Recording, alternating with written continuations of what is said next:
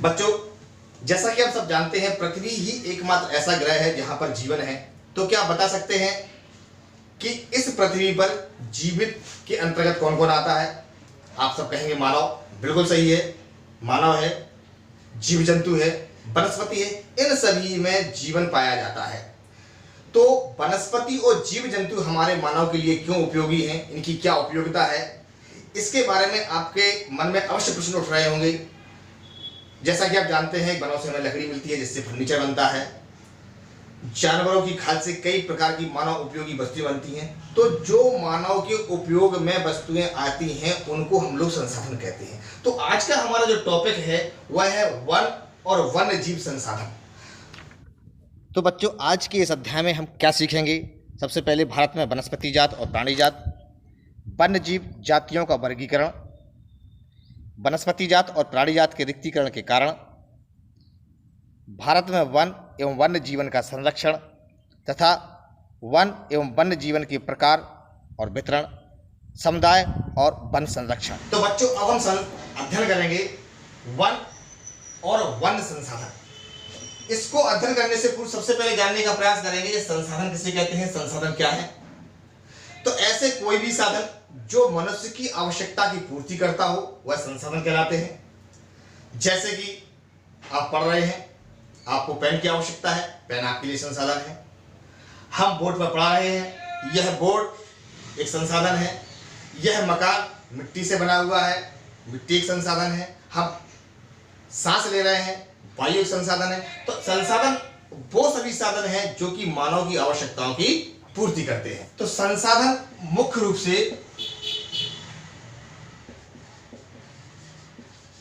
दो प्रकार के होते हैं। एक तो प्राकृतिक संसाधन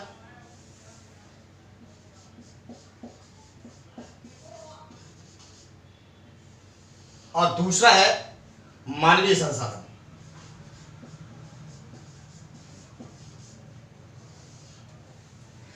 प्राकृतिक संसाधन के अंतर्गत हवा,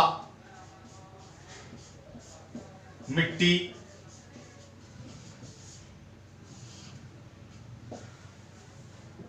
जल,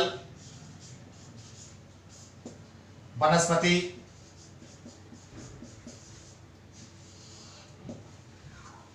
जीव जंतु,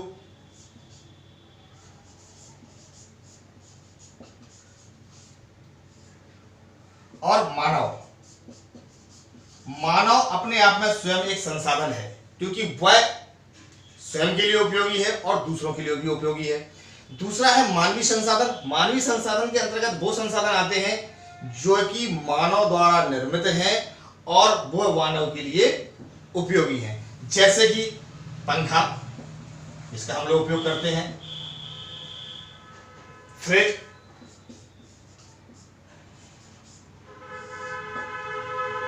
कुर्सी, मकान। तो ये सभी वह वस्तुएं हैं, वह चीजें हैं जो कि मानव के द्वारा निर्मित है, मानव ने निर्माण किया है, वह मानव के लिए उपयोगी है। तो ये सारे संसाधन मानवीय संसाधन है। प्राकृतिक संसाधन के अंतर्गत आपको बताया है हवा, मिट्टी, जल, वनस्पति, जीव जंतु, मानव आदि, ये सभी प्राकृतिक संसाधन है।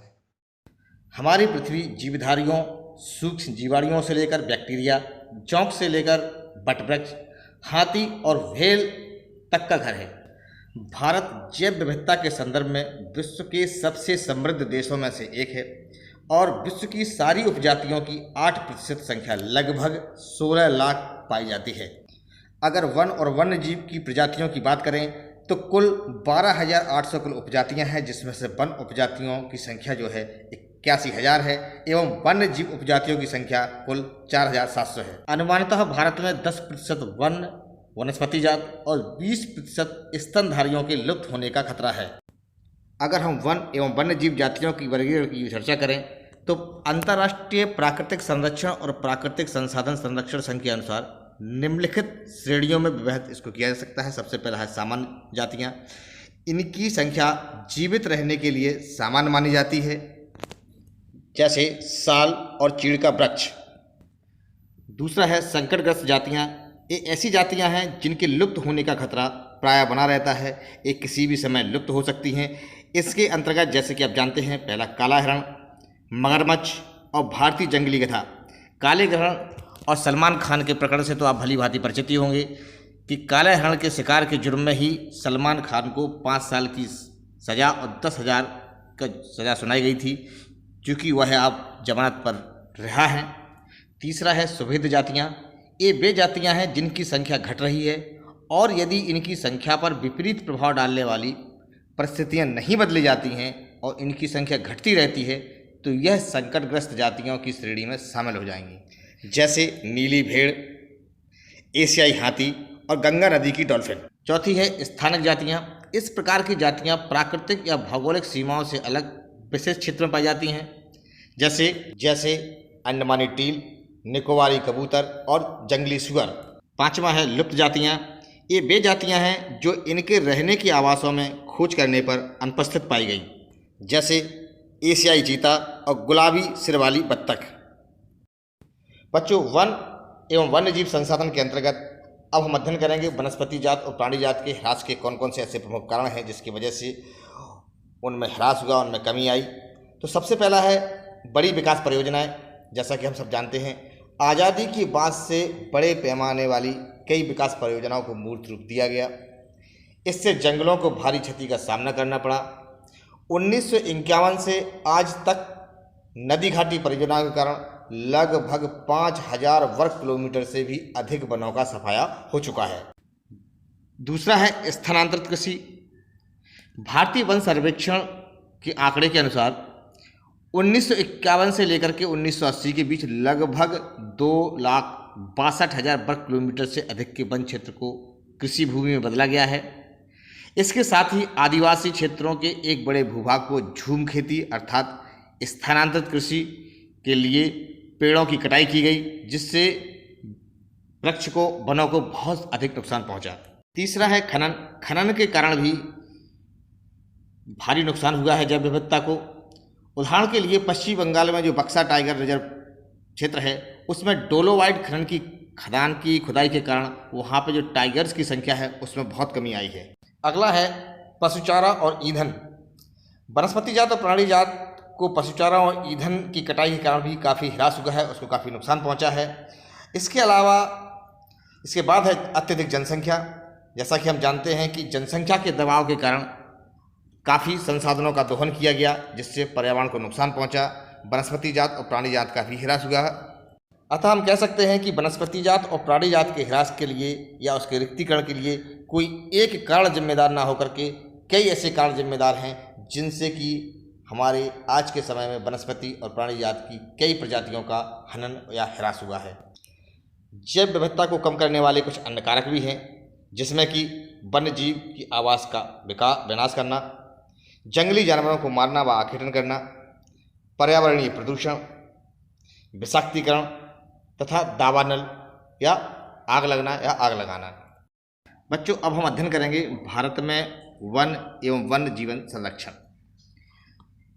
संरक्षण से पारिस्थितिकी विविधता बनी रहती है तथा हमारे जीवन साध्य संसाधन के अंतर्गत जो आते हैं वह है जल, वायु और मृदा, यह बने रहते हैं। पर्यावरण जो संरक्षक हैं उन्होंने राष्ट्रीय वन्य जीवन सुरक्षा कार्यक्रम की पुरजोर मांग की तथा भारतीय वन्य जीवन अधिनियम 1972 को लागू किया गया। तो सबसे पहले 1972 ईस्वी में भारतीय वन्य जीवन या भारतीय वन्य जीवन का रक्षण अधिनियम लागू हुआ था। इसके अंतर्गत इसकी जो मुख्य कार्य था वह था वन्य जीवों के आवास रक्षण के प्रावधान करना, अर्थात वनों में जो जीव जंतु रहते हैं उनकी आवास की व्यवस्था करना या उनकी आवास की रक्षा करना, ताकि वह जीव जंतुओं का आवास बना रहे और उनकी हानि ना हो या क्षति ना हो या उनका पतन ना हो पाए। इसके अलावा इस कार्यक्रम का जो उद्देश्य था वह बची हुई जो भी संकटग्रस्त हमारी जातियां थीं जीवों की, उनका बचाव करना तथा शिकार पर प्रतिबंध लगाना कि कोई शिकार ना कर सके किसी जीव जंतु का, वन्य जीव के आवासों की कानूनी रक्षण तथा जंगली जीवों के व्यापार पर हर तरह से रोक लगाना था।